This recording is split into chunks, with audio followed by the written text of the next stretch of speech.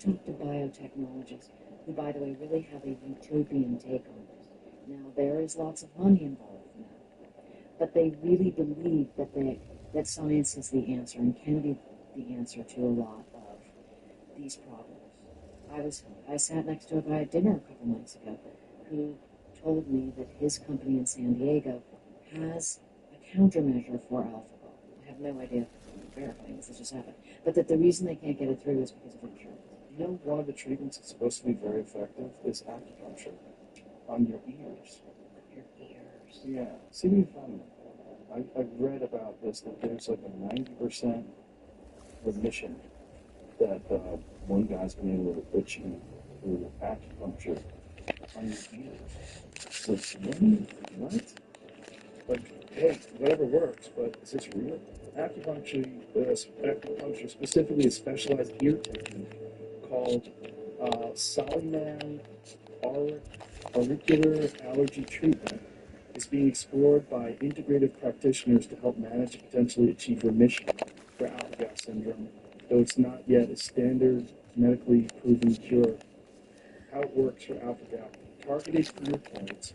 Provider locates a specific, highly reactive electrical point on the outer ear associated with the alpha-gal immune response. Acupuncture is so weird because it seems to be doing something. Do you have acupuncture? No, I had it done once, but that was good.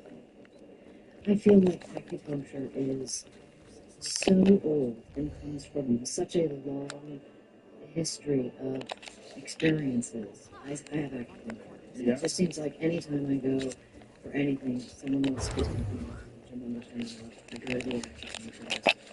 Sure, call it the placebo effect, or call it whatever you want, but it certainly works for me. Sorry, but it's placebo.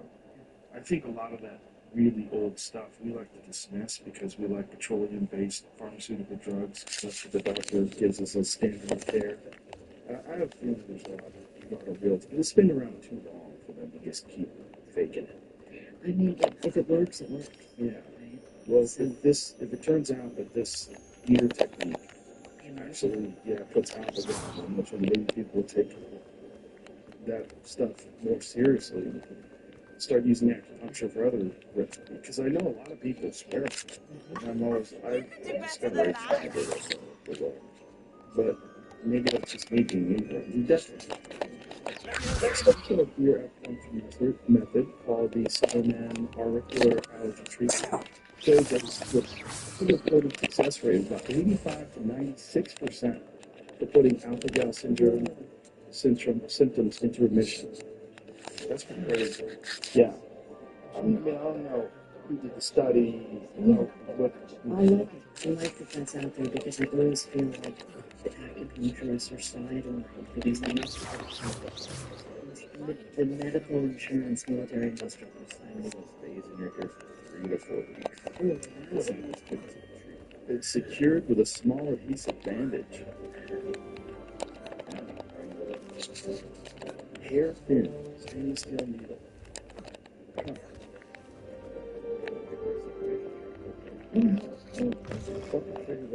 Do you know anyone who's gotten alpha gal? Yes, a good friend of mine. Yeah, he has it. And what?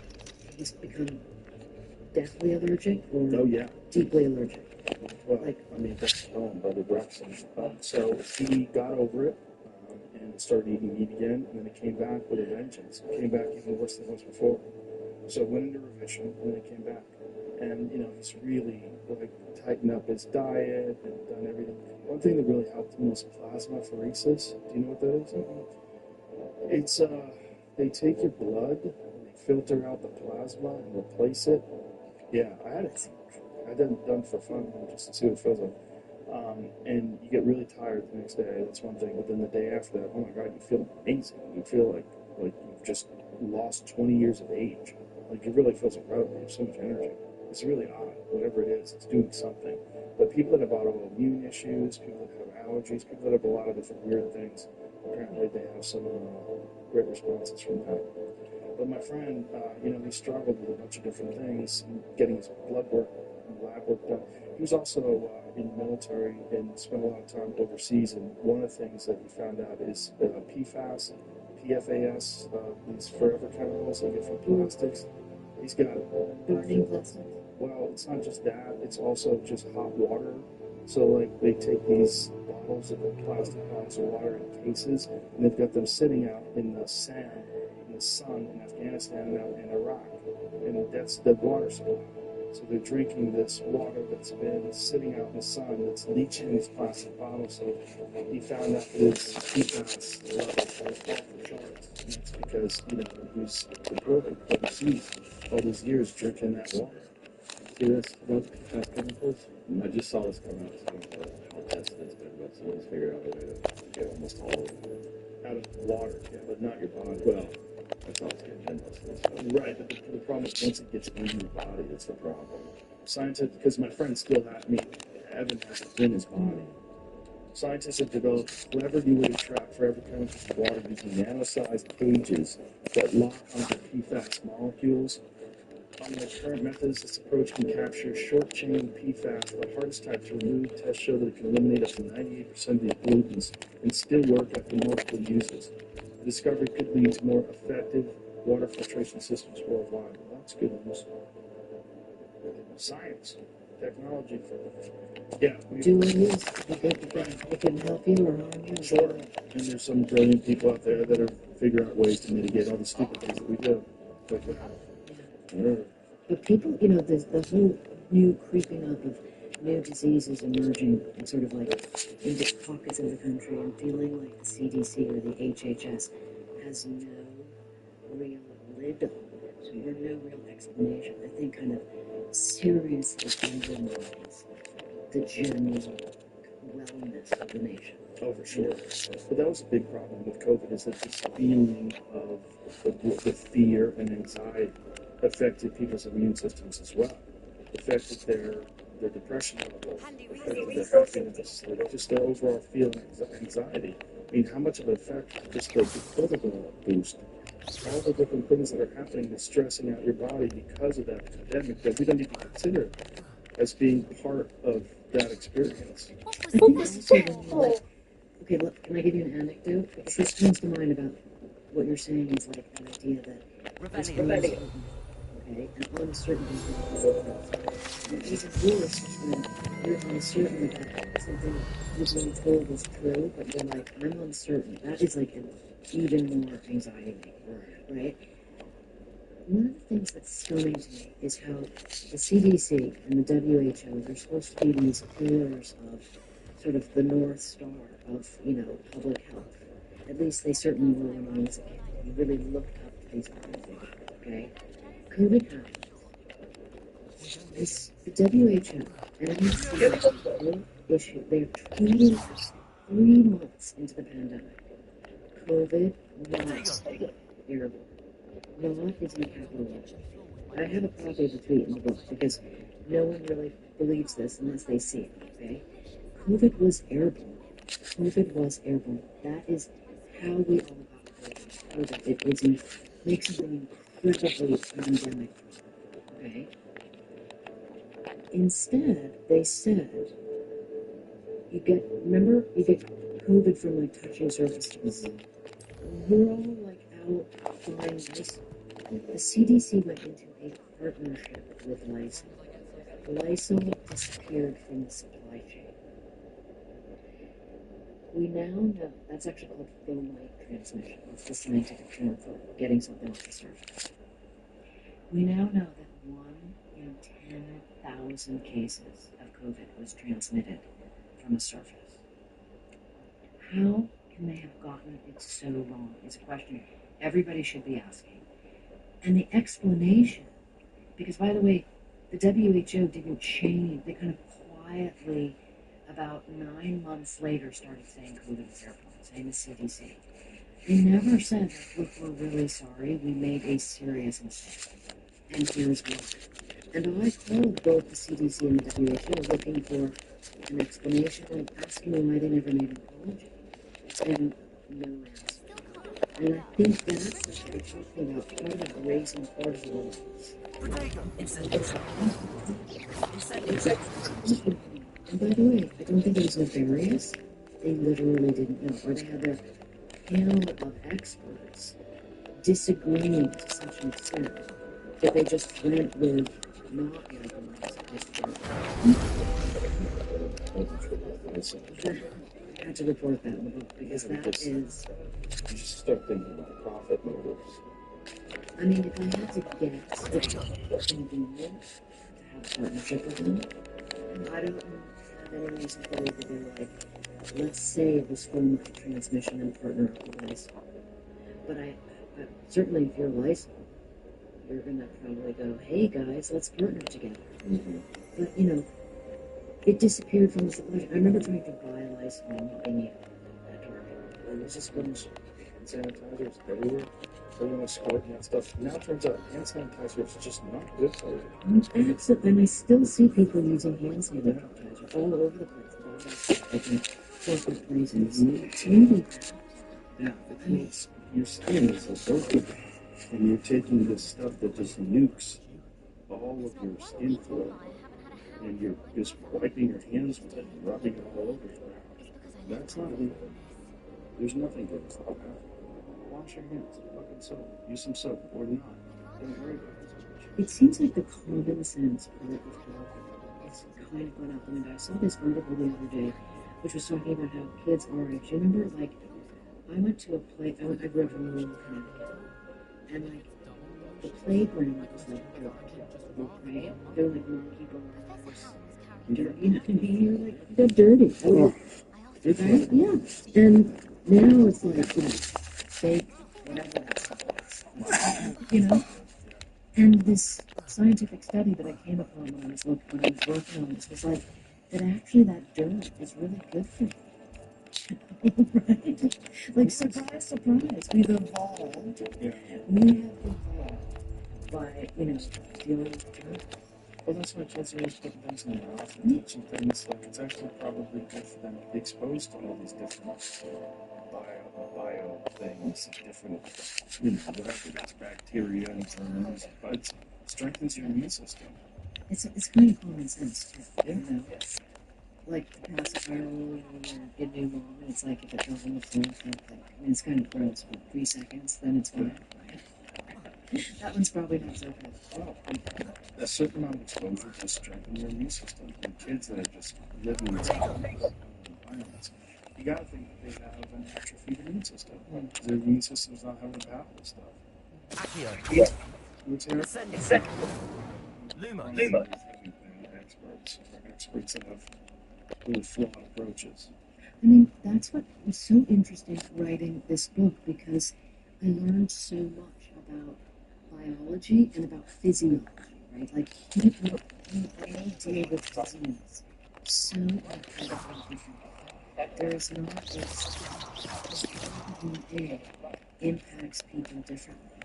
And why there isn't more of that, why people don't lean into that Mother Nature mystery more, and I'm talking about public health officials, I don't know, because what has happened, I see in society, is it's created this fracture where you're either following a sort of set of scientific data came from a group of scientists.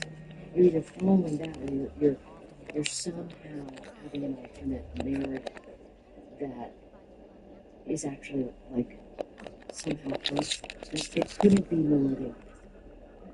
It couldn't be more the opposite. And when the shit hits the fan, you need a kind of unity among people. You need a sense of like, okay, well, we all disagree and we all have different immune systems, but what's best for the kind of greater, the collective? That's just gone now. That is completely gone. And I find more than anything that people are watching parents in a corner. Like, instead of being like, they need to change their mind about this. People are like, well, if it serves my side, I'm going to go louder. And if it doesn't serve my side, I'm going to move on to something. Yeah, I've seen people talk about the travesty in from the Congress and having a question like that, and how much good he's done. I've seen people like making statements online. Like, what are you seeing that I'm not seeing? Because I'm not seeing that. I'm seeing someone who doesn't want to tell the truth. And some of his emails show a completely contradictory version of what happened versus what was publicly stated before, including when he was testifying. under oath. So he really should be charged with perjury. But because of this whole 10-year immunity thing that he got, he doesn't have to worry about any of that.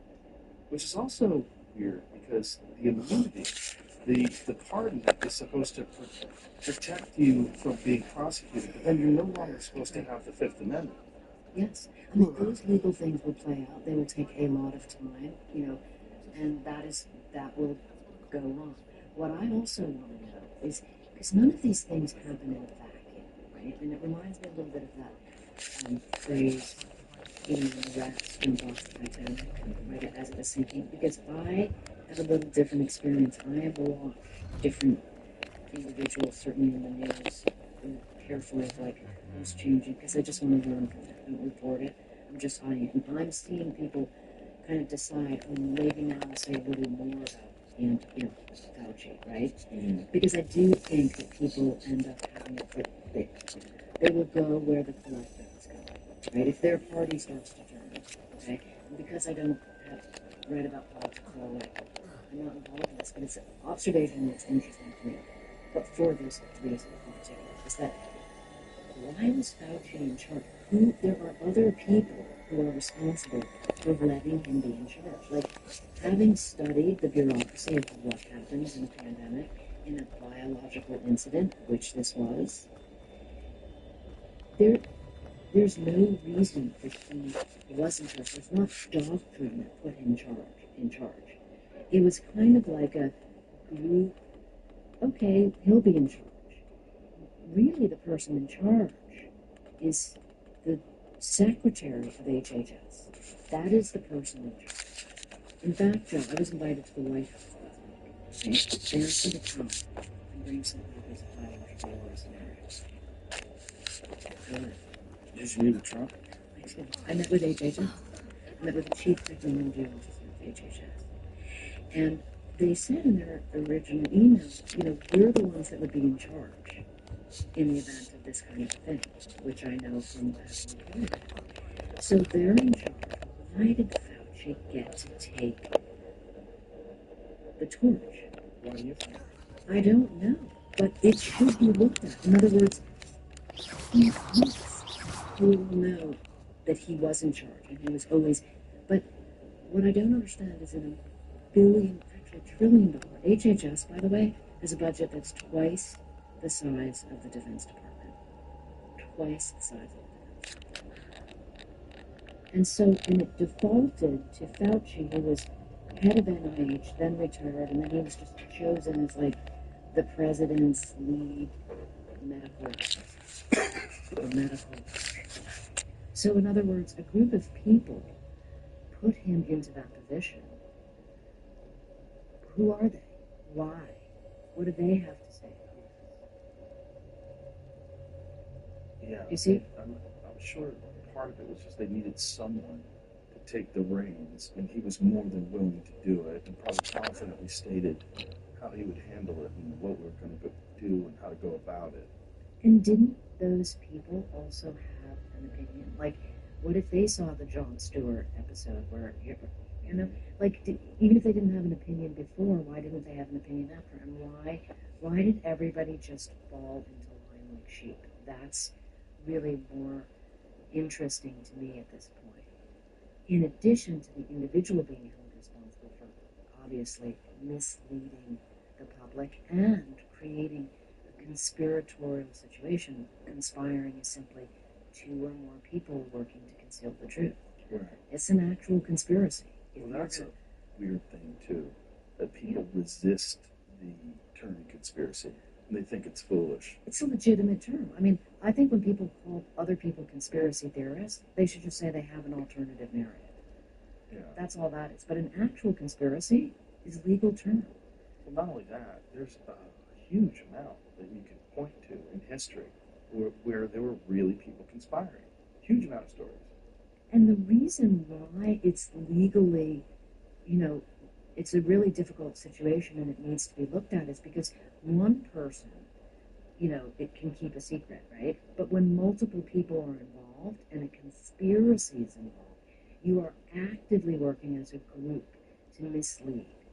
And then it becomes easier, more powerful, more effective. And so those other scientists, we now know on the record that there were a dozen scientists that Fauci looked to give him information about lab leak versus wet market. 10 of them went with lab leak. 2 of them leaned toward Natural spillover. natural. Fauci wanted it to be natural spillover. That's where you could say then there began, and again, I'm just talking legal terms, I'm not a lawyer, but like they began to conspire to change the story, right? Just look at the numbers. Yes. Look at the numbers. Yeah. And so, what about that? Because I think if you're just going to have a single fall guy, you're really not going to be doing much for the future to have people, a group of people say, I don't want to be part of this conspiracy. Because that's an important individual stance that can be taken by many people. And we see that among, you said you have friends who don't want to kind of take a position because they don't want to be associated with that group or that group. Well, if it starts in the center and there's responsibility for the group, I think that makes people think more open-mindedly in the future. Well, the problem was these people's career depended upon them towing the line. And if they stepped outside of Fauci's jurisdiction power, they were fucked. Absolutely. That's the real problem. And he clearly did that. The people like Jay Bhattacharya and all these different people that got kicked off of Twitter and maligned, people that were like serious experts that disagreed with a lot of different aspects of the pandemic. I mean, they attempted to ruin people's careers. Yeah. I mean, it's so bizarre that it comes around full circle, and now the people whose career you tried to ruin has your job. I mean, that's like a cycle of revenge that is great. Or Bhattacharya. I mean, that's great, like for revenge TV, but it's not great in democracy. Well, we're fortunate that it turned out that way, but it didn't have to. If Kamala Harris had won, it wouldn't have. It would have been a totally different administration. And it would have probably been the same people that were there during the Biden administration plus. And it's weird that the term conspiracy theory became a pejorative really during the Kennedy assassination, because there was a bunch of people that didn't buy it.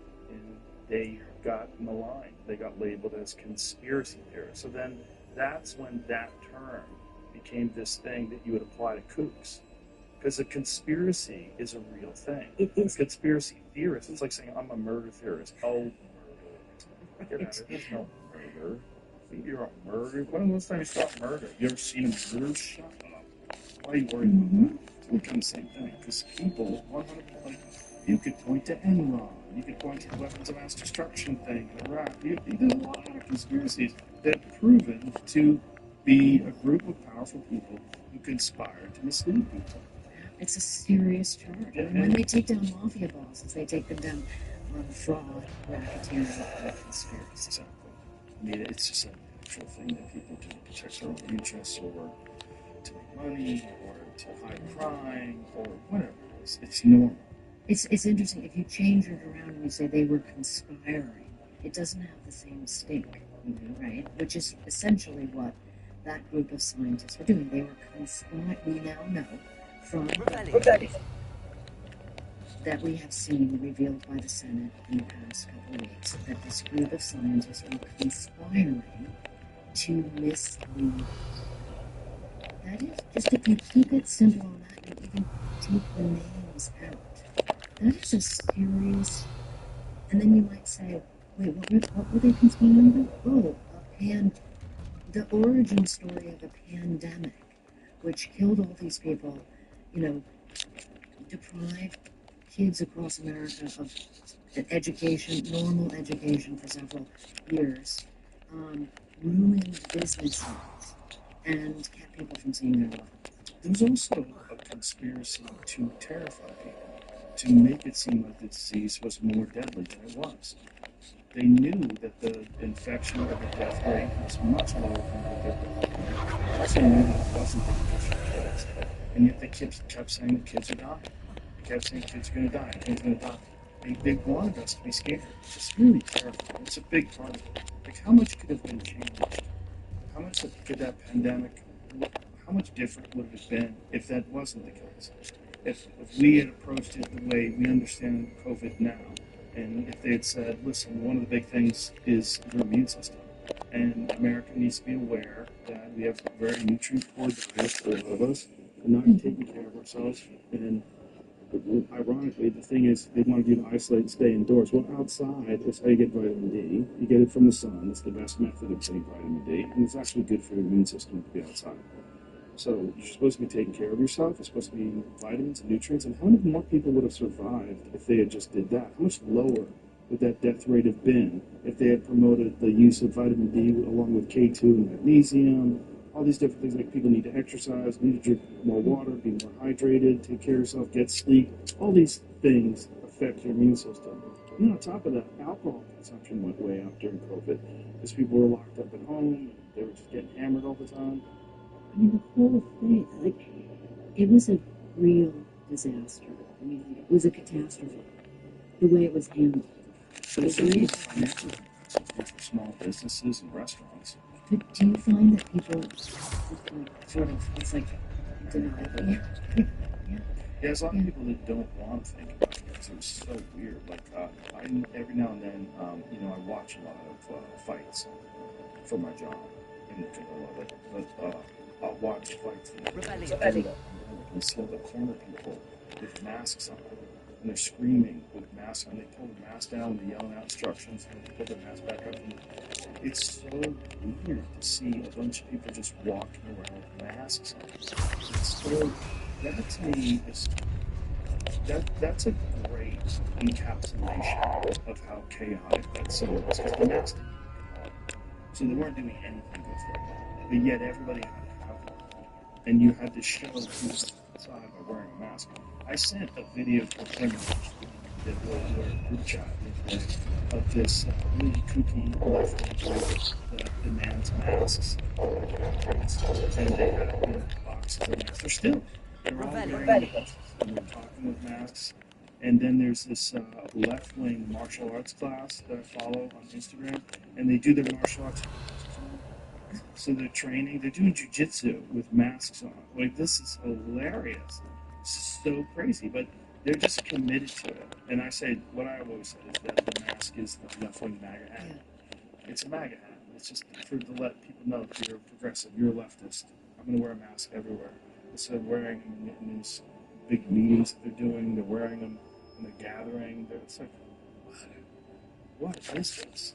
They're speaking with masks on. So they're on stage, nowhere near people, with a mask on, speaking into a microphone with a fucking mask on. In 2026. So it's like, there's people that are like, those people that didn't want to admit that the war was over, and they were all like, the Japanese guys on the island. Yeah. That's what they're like. They're like, we're not giving up. The war's still going on. COVID's still a real thing. And there's people that have like TikTok channels where they're constantly talking about masking and masks.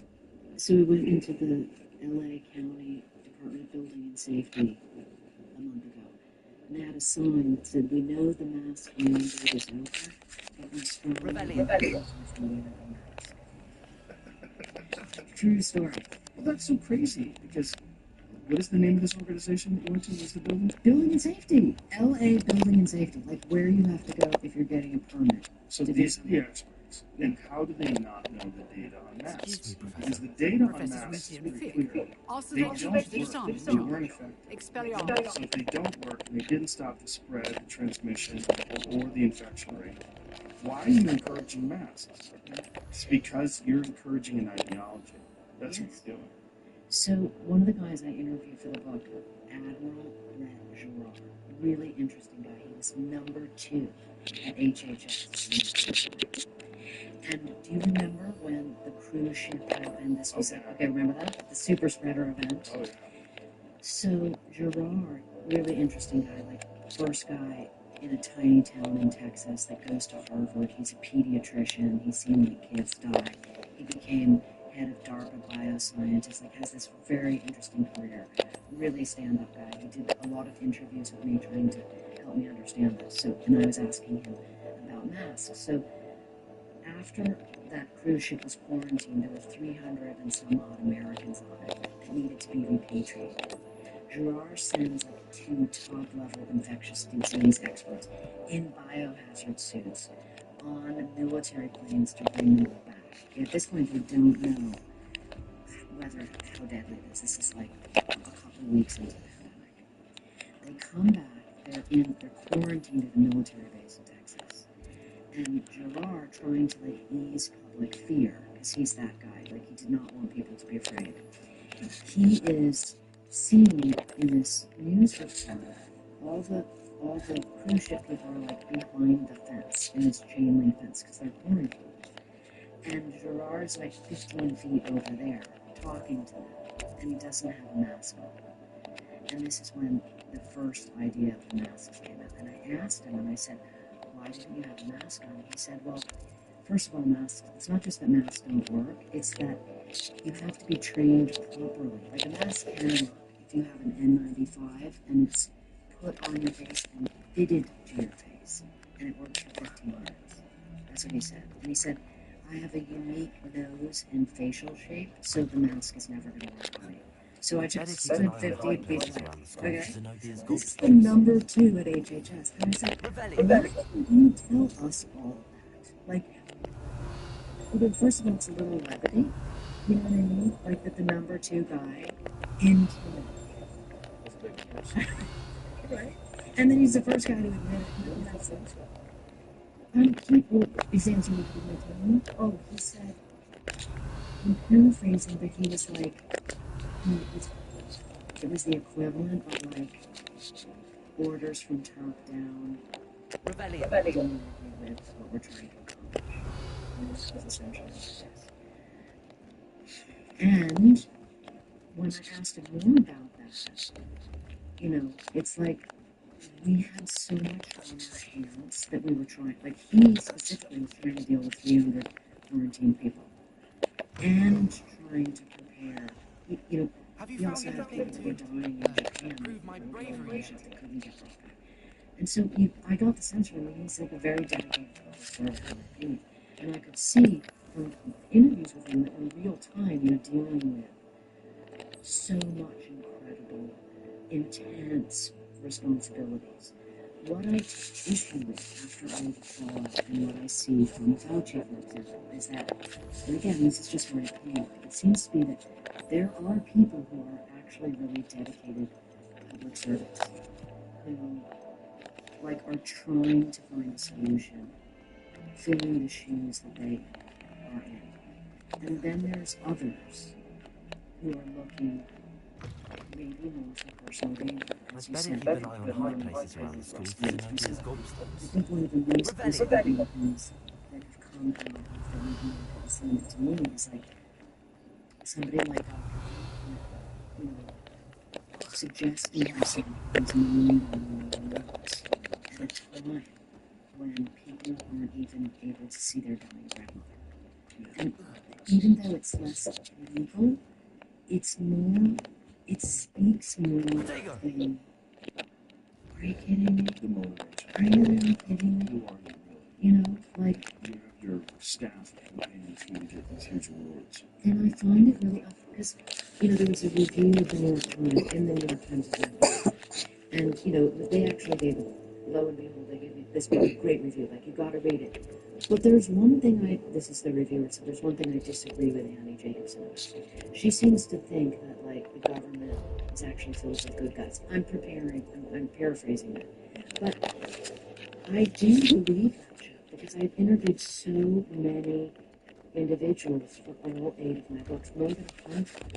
And maybe it's just the people that I enjoy interviewing and I know how to, avoid the sycophants, if you will, or the people who are in the wrong reason. But I feel like there's an extraordinary number of people in our military, in our State Department, in the intelligence community, who are actually really capable people doing their job under extraordinary circumstances. I agree with that. I think I think it takes just a few people that have power and that become tyrants that run things the way Fauci did, that can ruin good people. If you think about those other 10 people Imagine if they got to vote the 10 people that didn't think that this was a natural story, that thought it was a blackberry. If they got to say, and they put that out there, and we got to investigate that very early on. Well, Fauci was like, I asked all these experts, and it's their consensus that it was most likely a lab. Okay, well then you have a totally different narrative. Yes. But that's not who he is. The kind of person that wants that kind of power and wants that kind of influence and has their staff chasing after these $1 million awards. That's the kind of person he is. And unfortunately, those are the type of people that become powerful. Those are the type of people that want to be president. Those are the type of people who want to be senators. Most people are good people in everything. Most plumbers are good people. Most electricians, most teachers are good people. It's just, it doesn't take much. It just takes one bad cop, and everybody hates cops.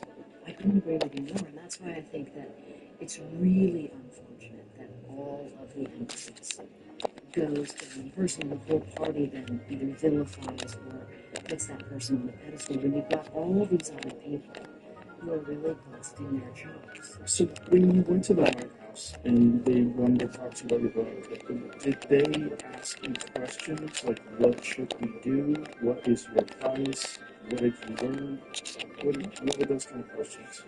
I mean, so they didn't ask me those yet because I was bringing them copies of the book right before it published. Okay. Right? So they haven't read it yet. But what was interesting, it was like this strange confluence of events because I also got asked to the Senate. And I thought it was going to be about biological war. It was like a group of nonpartisan senators who wanted to talk about the nuclear war. And that was a different situation. They had read the nuclear war. It was very impactful, Jim, in not just national circles, national security circles, but international security circles. I was invited to the Vatican to speak to the cardinals because they were preparing something for the Pope on nuclear. I was invited to speak at the United Nations, and this is not meant to boost as much as it's meant as a what I think is interesting here is I am an story I'm not a policymaker. I'm not a government official.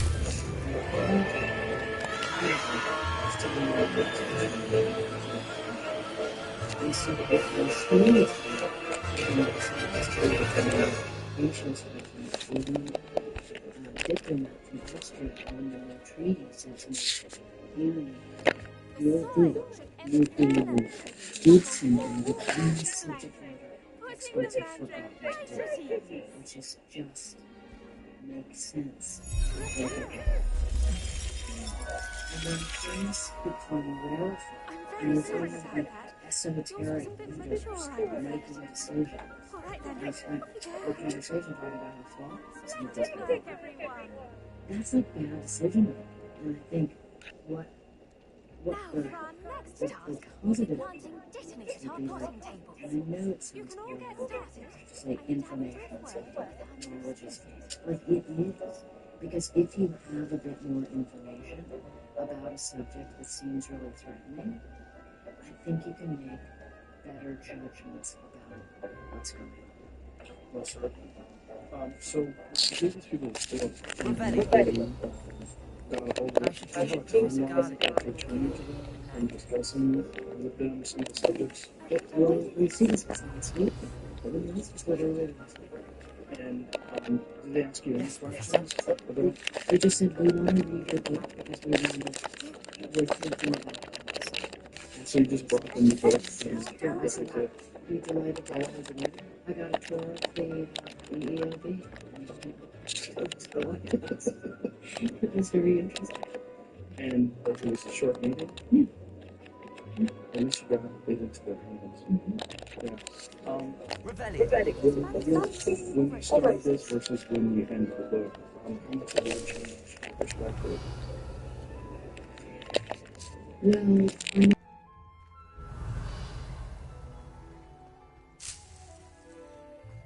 Did you know that you can use the mandrake to defend yourself? Why? The best time to plant.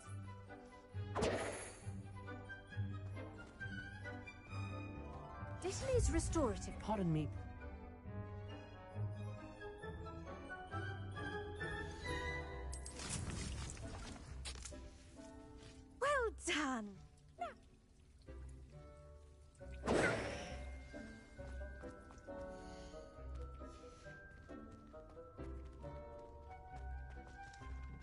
Hello. Protego! Saw you on your way to Hogsmeade the other day. Nice to meet you. Nice work in Defense Against the Dark Arts, by the way. Excuse me? Your duel with Sebastian. And he's good. Thinks he's really good. But you outright Here we are. Home of the Chinese... Revelio. Now, see that dummy?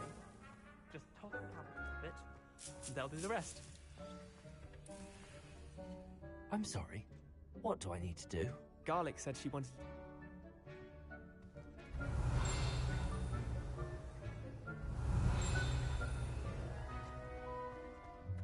Leviosa. Incendio. Protego!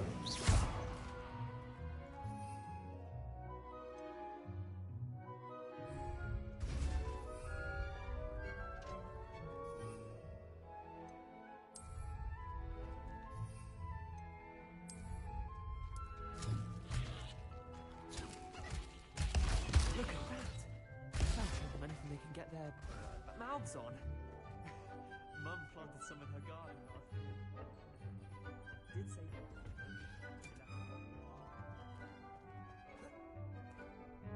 Vicious...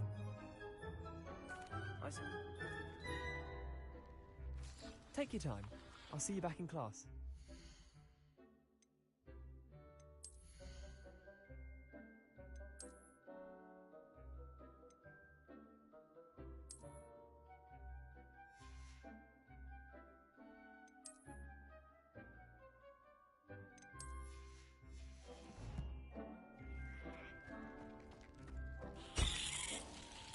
Revelio.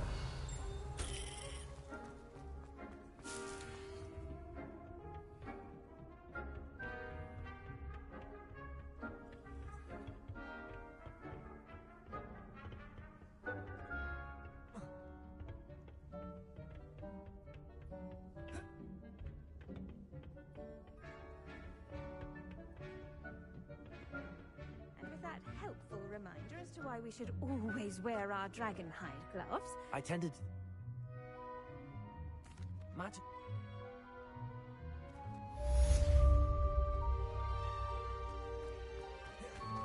Up those mandrakes.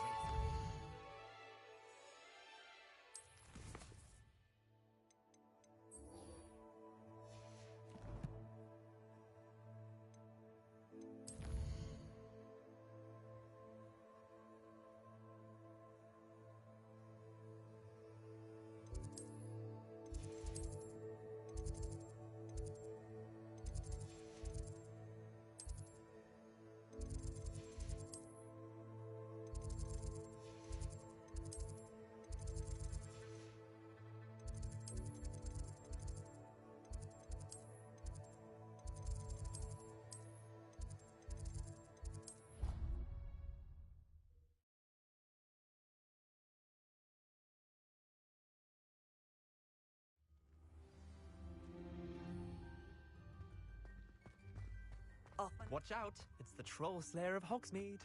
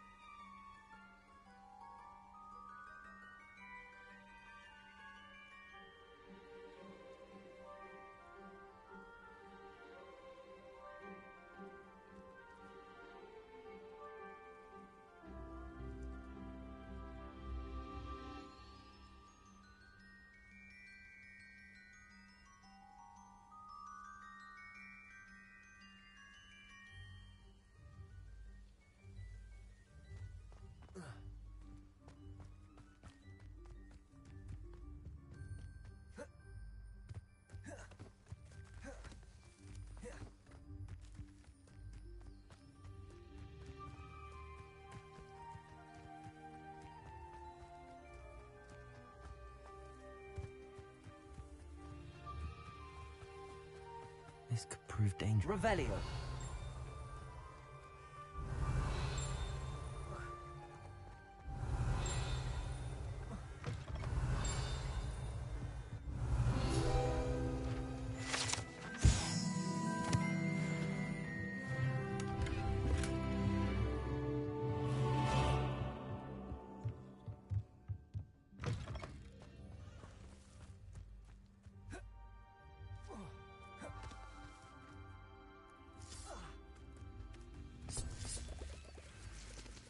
Levioso. Accio.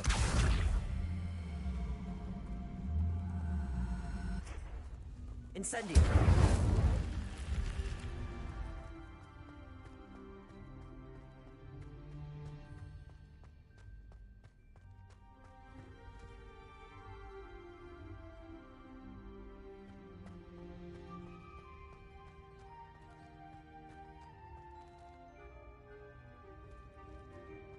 Lumos. Revelio.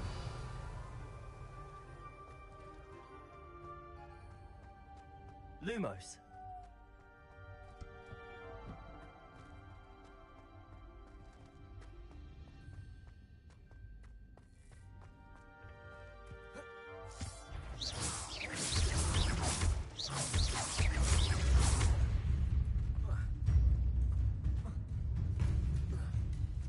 Accio.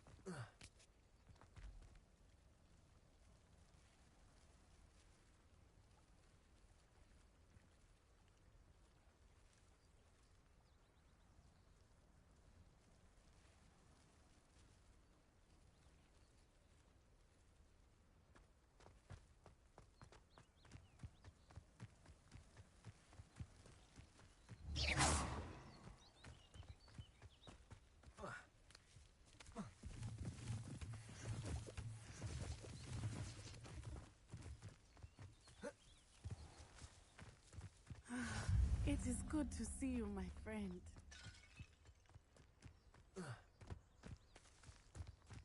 Revelio. Not a day goes by.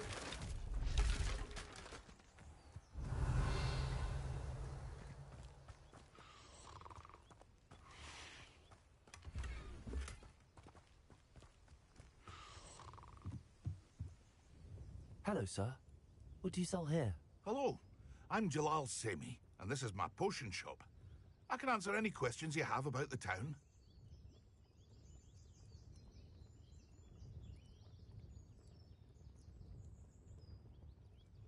What do you have for sale?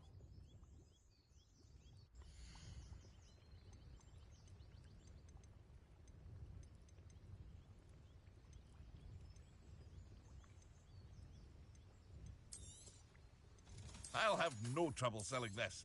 Thank you.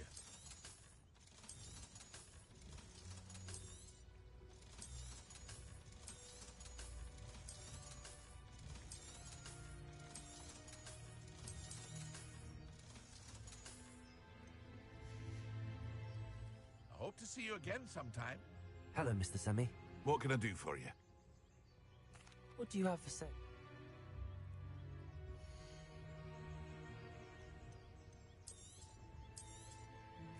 Ah, yes, a wonderful choice.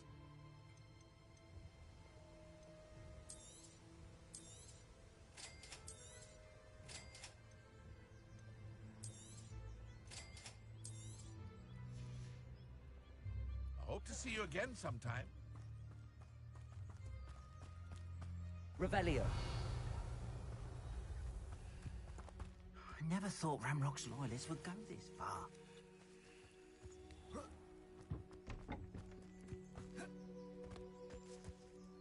Pardon,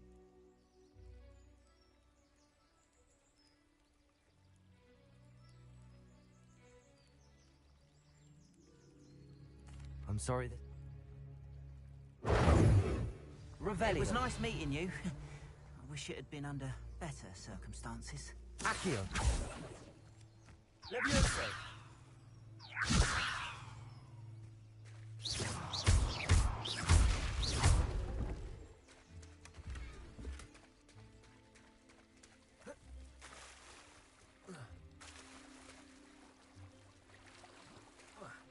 After... It is good to see you, my Incendio. friend. Hello, Natty. How are you? I'm well, thank you. I was there, and I saw...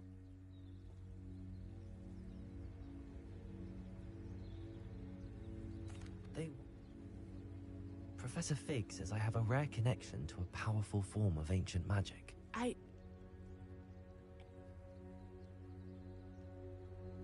Good. Rookwood and Harlem.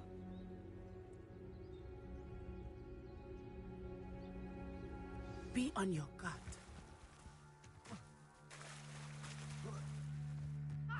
Revelio. How dare you threaten me? What's going on here?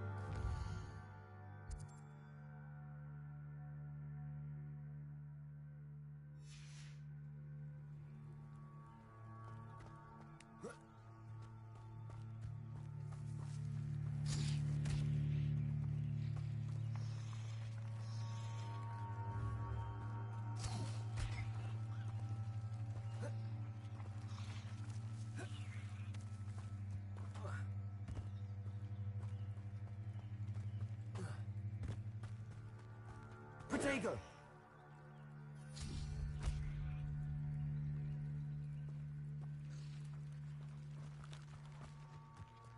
They must have come this way. Think! I've no idea who it is you think I might have seen. I've been busy with my research.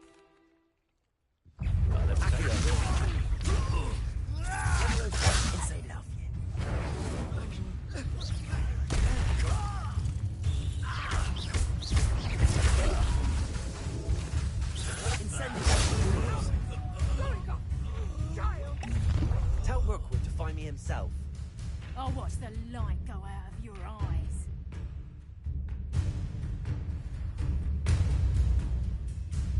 Accio. Hang on! We can hold them off! I'm not going anywhere. Take this student over my dead body! Reducto! Is that the next secure? Head in the clouds, this one. Let's cross the face. Incendio. Reducto!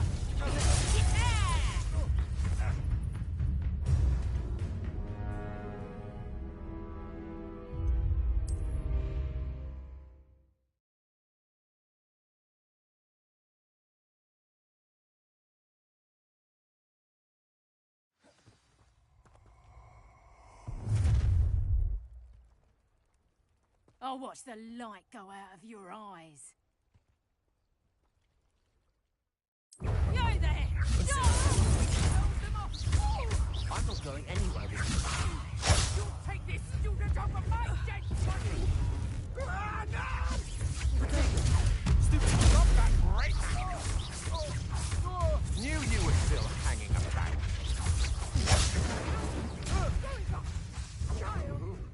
Tell Rookwood to find me himself.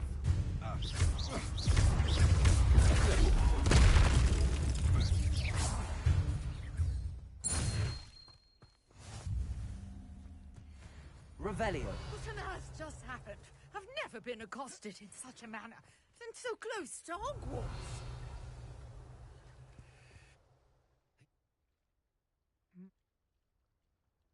You're... What? I believe versatile herb. I brought a trunk chock full of mallow sweet with me. It's just over there by my tent. This trunk? Yes, take plenty, even if you already have some. I have the mallow sweet. Lovely. Now, notice the vines on these pillars here, as well as a stone swell. Protego! Each trial has this Incendiary. feature. Place the mallow sweet on the swirl, and we'll see what happens.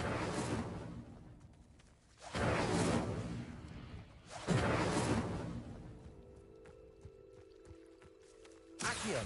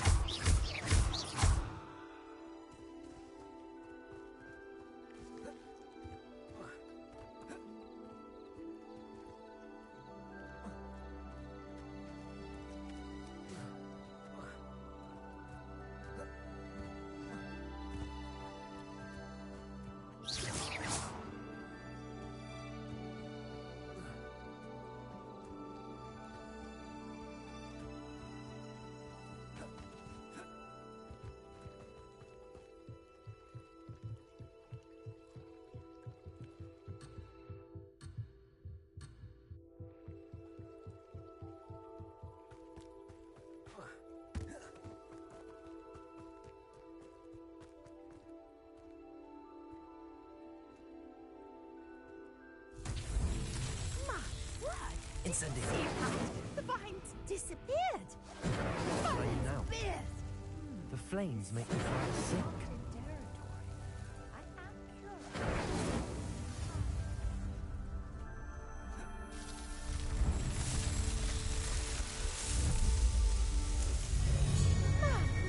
Yes, how beautiful! What a day! I can hardly believe it.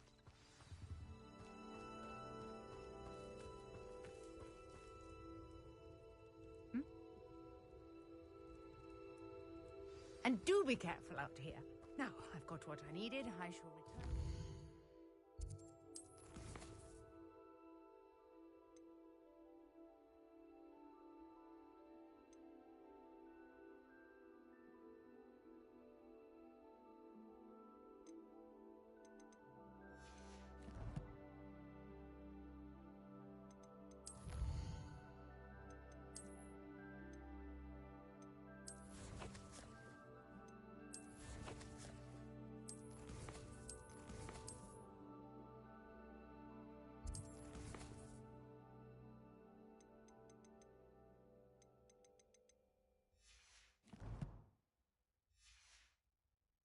Of my notes and books.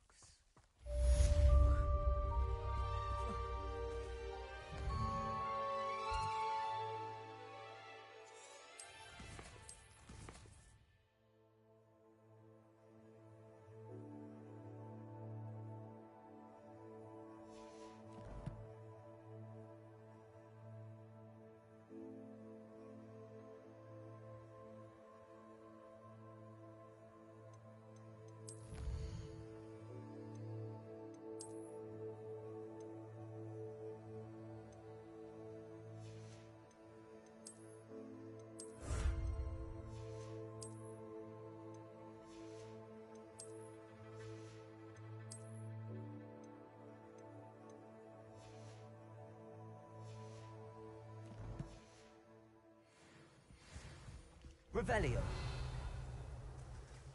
Might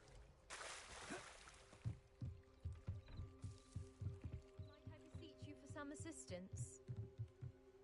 Hello? Oh. Diving.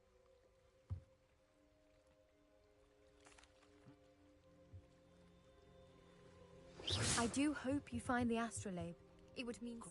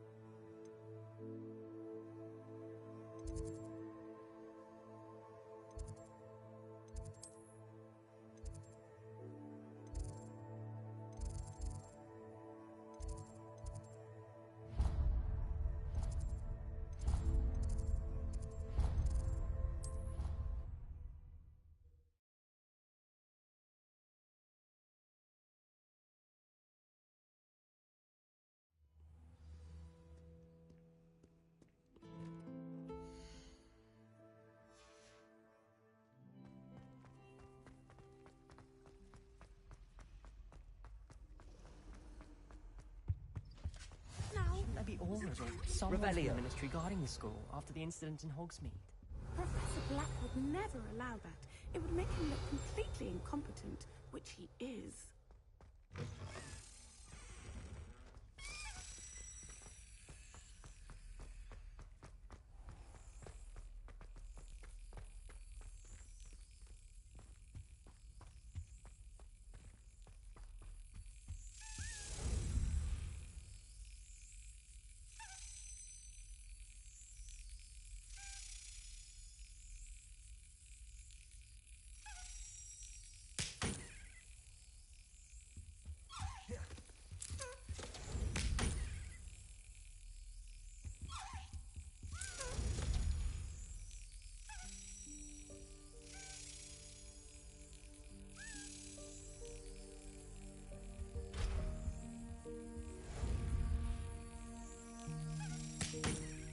Well, that didn't work.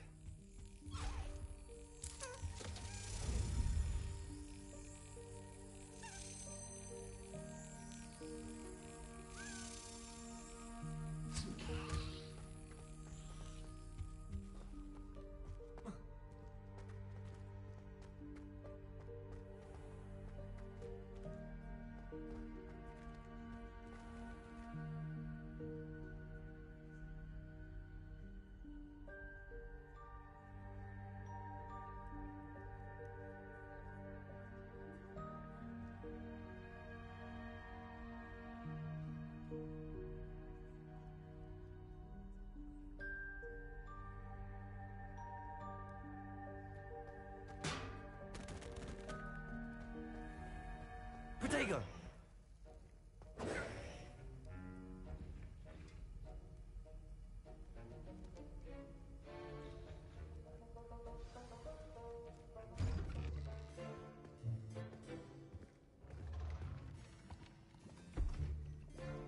Potions is one of the most challenging and hazardous subjects taught at this school. As fifth years, you will be required to reach new heights of both discipline and intellect. You will begin this term by brewing a Wigan Weld potion. Mr. Takar, can you tell us why this particular potion?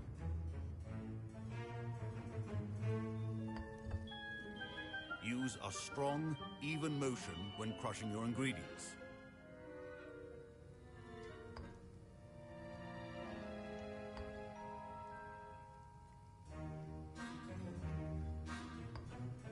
Please be meticulous when adding powder to your potions.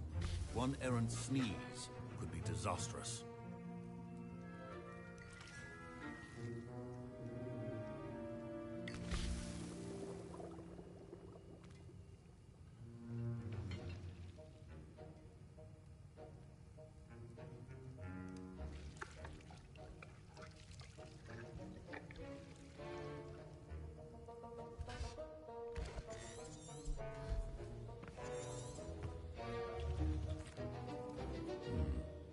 Not an easy potion to brew.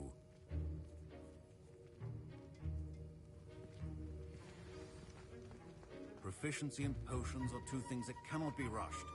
Professor Sharp must have learned a lot during his time as an Auror. I wish he talked about it more.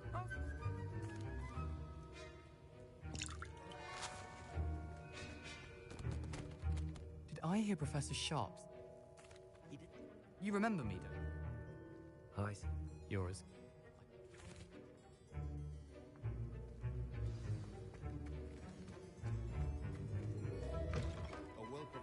Revelio.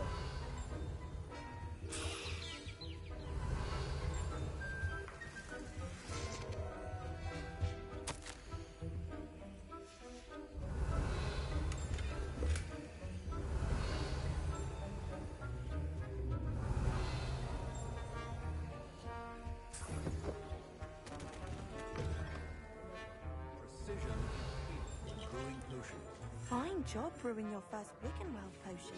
Here's the Fwopper feather you wanted. Brilliant! Thank you. Should you chop the Didney or crush it? Wrong answer could result in the unfortunate loss of your eyebrow.